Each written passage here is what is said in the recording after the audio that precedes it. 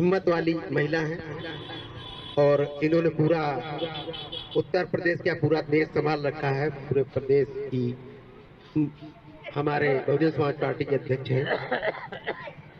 क्योंकि अब मैं चाहूंगा कि हमारे बीच में वकील साहब हैं अजय रावत जी, वो आप लोगों को कुछ दिशा निर्देश दें। सर्वप्रथम संविधान के रचयिता हम सबको वोट का अधिकार देने वाले बाबा साहब भीमराव अम्बेडकर के चरणों में श्रद्धा सुमन अर्पित करते हुए बहुजन समाज पार्टी के निर्माता माननीय श्री कांशीराम साहब के हमारे बीच में बहुजन समाज पार्टी के जिला सचिव साहब बैठे हैं। विधानसभा अध्यक्ष बल्दी खेड़ा की इस सभा में विधानसभा अध्यक्ष मुन्नालाल जहानाबादी, अफसार भाई, हमारे दादाजी और बहुत ही बेशकीमती हैं आप लोग, जो इतनी ठंडक की शुरुआत हो चुकी है उसके बावजूद भी आप सभी लोग यहाँ पर बैठे हैं। माताएं बहनें सभी का मैं इस बल्दी खेड़ा की सरजमी पर हार्दिक स्वागत वंदन अभिनंदन करता हूँ। सर्वप्रथम मैं आपका ध्यान आकर्षित करना चाहता हूँ। पूछिएगा इनसे इस सनातन धर्म में बताइए किस पैरा में किस श्लोक में लिखा है कि रात में आप अंतिम संस्कार हिंदू धर्म में कर देते हैं। इसलिए साथियों आप आ जाइए तो इनका पास कोई हिंदुत्व का जवाब नहीं बचेगा। आप इनसे पूछिएगा, आप कहे थे कि हम भ्रष्टाचार पूरे प्रदेश से मिटा देंगे। आज बहुत सारे लोग जानते हैं आप मार खा के जाइए थाने में, और अगर आप पैसे नहीं दे पाते हैं तो आपको थाने के गेट से वापस कर दिया जाता है, आपकी रिपोर्ट तक नहीं लिखी जाती। आप याद दिलाइए भारतीय जनता पार्टी के लोग जब अपनी सरकार की वो बात करने के लिए आपके दरवाजे पर आएंगे तो बताइए इस प्रदेश में जब बहन जी की सरकार थी तब कोई भी व्यक्ति के साथ कोई भी थानेदार उल्टा मुंह से बात नहीं करता था। कलेक्टर ने अपने कैमरे बाहर की तरफ लगा दिए थे और कह रखा था कि कोई व्यक्ति अगर नंगे पैर आता है तो बिना फरियाद सुनाए वापस न जाने पाए, और अगर कोई कलेक्टर किसी नंगे पैर व्यक्ति की बात नहीं सुनता था तो सुबह उसकी बरिया बिस्तर बांधकर उसको बहन जी भगाने का काम करती थी। ये सरकार थी। अपने रिश्तेदारों को, अपने दोस्त यारों को जगाना है। पूरे उत्तर प्रदेश में लोग जाग चुके हैं और बाबा जी का बरिया बिस्तर बन चुका है। जय भीम, जय भारत, खुदा।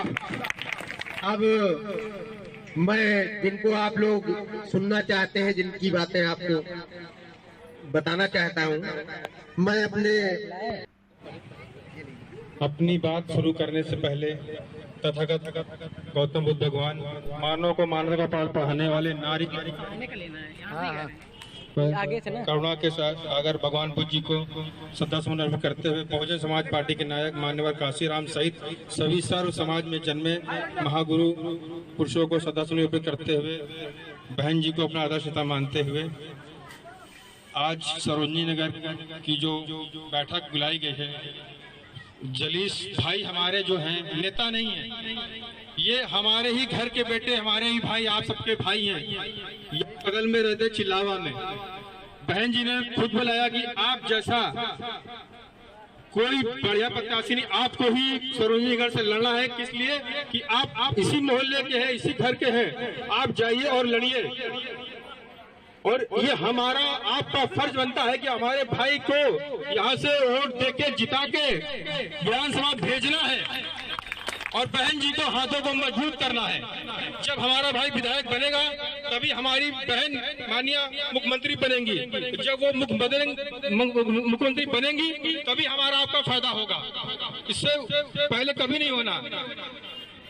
तो मैं चाहूंगा ये आपका भाई को आप लोग आशीर्वाद देके जाइए, हाथ उठा के जाइए। आज कसम खा के जाना है कि हम जलीस भाई को ही वोट दें। माता बहन सभी आशीर्वाद देके हाथ उठा के और कसम खा के जाना है, हाथी वाले बटन पे ही दबाना है और जलीस को विधायक बनाना है, तब हमारा भाई विधायक होगा। अभी आपका केवल भाई है और सारे नेता स्वागत कराते हैं। हमारे जलीस भाई हर जगह पूरी विधानसभा मीटिंग लगा मजलूमों की कोई एक आवाज है, वो है बहुजन समाज। बहुजन समाज पार्टी ने हमेशा गरीबों और किसानों के मुस्तकबिल की बातें की हैं। गरीबों किसानों के लिए माननीय बहन जी ने हमेशा बुजुर्गों के लिए जो सम्मान दिया है वो बहन कुमारी मायावती जी ने किया है। अगर महिलाओं को सम्मान देने का काम किया है तो बहन कुमारी मायावती जी ने किया है। अगर कन्याओं को सुरक्षा देने का काम किया है तो बहन कुमारी मायावती जी ने किया है। बहन जी महिला है, महिलाओं के परचम को हमेशा बुलंद बहन जी ने किया है। आप लोग आज यहाँ से एक कसम खा के जाएं कि 2022 का चुनाव है, ये माइक ठीक नहीं है, मार फेंकने का काम आप और हम लोग करेंगे। भारतीय जनता पार्टी के ईंट से ईंट बजा देने का काम करेंगे, इसको नाबूद कर देंगे। जो किसानों का ना हुआ, जो किसान का नहीं, ये मान लीजिए वो हिंदुस्तान का नहीं। इस तरीके की सरकारें जो किसानों के खिलाफ है, मैं आपको बता दूं, जो आप लोगों की सबसे बड़ी समस्या यहाँ की है, जो किसान हैं आप लोगों को यहाँ के क्षेत्र का मुआवजा पूरा नहीं मिल पाया है। ये बात सही है ना? यहाँ पे मुआवजा नहीं मिल पाया है। आप लोगों का साथ रहा, आपका बेटा विधायक हो जाएगा 100 दिनों के बाद, तो ये मान के चलिए वीसी से बात करके आप लोगों को मुआवजा दिलाने का काम किया जाएगा।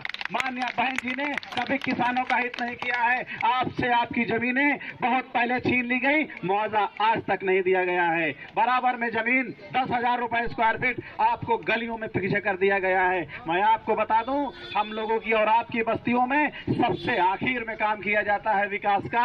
अगर बहन जी सरकार में आती है, विकास आपके यहाँ से शुरू होगा और एलडीए तक पहुंचेगा। हम लोगों को सबसे वंचित कर दिया जा रहा है। हम अभी देख रहे हैं कोई सी भी गलियां यहाँ पे दुरुस्त नहीं है, सही नहीं है। आपका बेटा जीता तो ये मान के चलिए पहले महीने में ही इन सबको दुरुस्त करा दिया जाएगा, रास्तों को सही करा दिया जाएगा।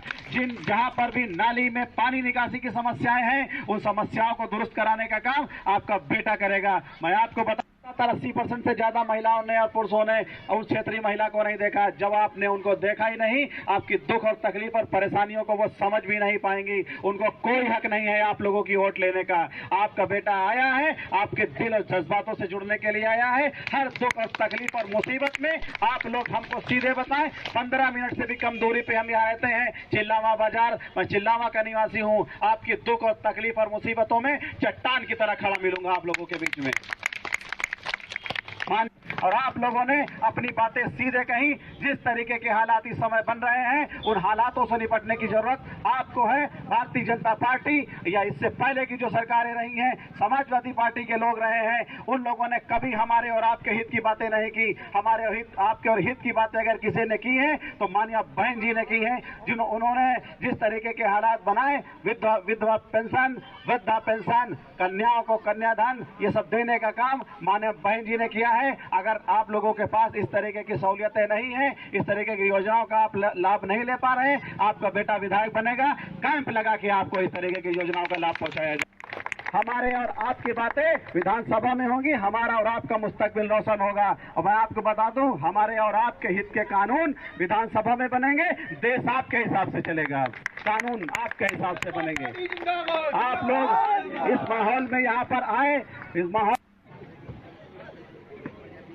राजधानी लखनऊ के एलडीए से बड़ी खबर। बहुजन समाजवादी पार्टी से सरोजनी नगर 170 विधानसभा के उम्मीदवार जलीस खान भावी विधायक बहुत प्रचार प्रसार ग्रामीण शहरी पूरी विधानसभा में संपूर्ण किया। हर जगह सभी लोगों से मिलकर उनकी समस्या सुनी, निवारण के लिए एक मौका अवसर मांगा। कुछ जगह पर साल वितरण कर राशन इत्यादि अपनी विधानसभा के लोगों की हर तरह से संभव प्रयास कोशिश किया। हर स्तर से मदद कर वोटरों से यह भी हम अगर मैं बसपा का विधायक बनता हो, अपनी विधानसभा के हर गरीब जरूरतमंद को हम रोजगार देंगे। लखनऊ से संदीप सिंह संवाददाता की रिपोर्ट आप देख रहे हैं SK7 न्यूज चैनल। खबरें हमारी, हौसला आपका।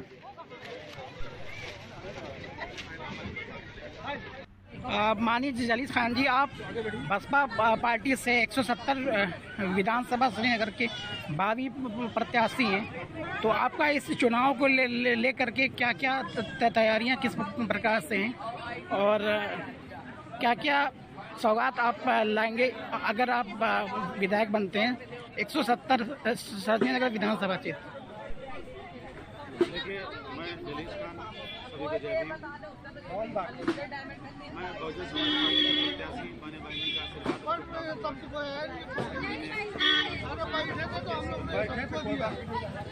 जो बदलाव है, जिस सरकारें चल रही भारतीय जनता पार्टी की, किसानों मजदूरों के खिलाफ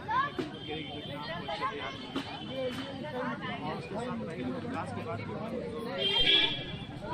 हमारे जोनल पार्क जो एलडीए में है, जोनल पार्क के हालात आप देख रहे हैं, उसी गांव की जो सड़कें हैं, उन सड़कों के हालात आप देख रहे हैं। जो एलडीए के बीचों बीच हमारा गांव है, जो जल्दी करेगा गांव के जो रास्ते हैं 5 मिनट 4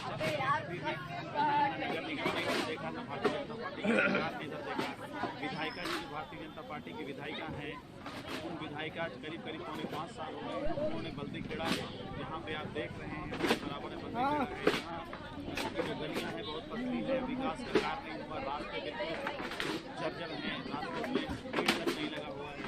इस तरीके के हालात अगर हैं, इस हालातों को सही करने के लिए मैं चुनाव के मैदान में आया हूँ। अगर आशीर्वाद हमारे लोगों का आशीर्वाद हमारे इन्हीं सब कामों को सही कराया जाएगा, जहाँ पे निकासी की समस्याएँ हैं दूर किया जाएगा, यहाँ पे नहीं कर पाए वो पार्क को कराया जाएगा, रास्ते भी सही नहीं हो रहा तो सही किया जाएगा, जो पतली रास्ते नाली पटरी डालकर रास्ते किया जाएगा। इन्हीं सब विकास के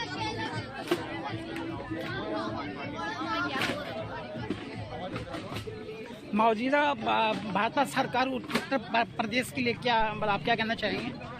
आप सीधे जान रहे हैं मौजूदा भाजपा सरकार है वो एक चालीस सरकार है। कहीं भी अभी घटना में देखा किसानों के ऊपर जिस तरीके के हालात गाड़ियाँ चला दी गई किसानों के ऊपर, लोगों की मांग लोग करते रहे कि मंत्रालय से उनको इस्तीफा देना चाहिए, लेकिन बीजेपी ने बचाव में इस्तीफा नहीं लिया और गरीब होता जा रहा है। अमीरों का साथ दे रही भारतीय जनता पार्टी ने अडानी एयरपोर्ट जो लखनऊ का था उसका नाम बदलकर अडानी एयरपोर्ट कर दिया। लोगों की भावनाओं से खिलवाड़ कर दिया। ऐसी सरकारों के खिलाफ आवाज उठानी है। आवाम ने मन बना लिया है, हमारे प्रदेश की जनता ने मन बना लिया है। 9 तारीख को बाबा साहब की जो मान्यवर साहब की पुण्यतिथि थी उसमें लाखों की भीड़ में सब लोगों ने ये बता दिया है कि हवाएं बदल चुकी हैं। बहुजन समाज पार्टी आने वाली है। मान्यवर जी 2022 में पूर्ण बहुमत की सरकार।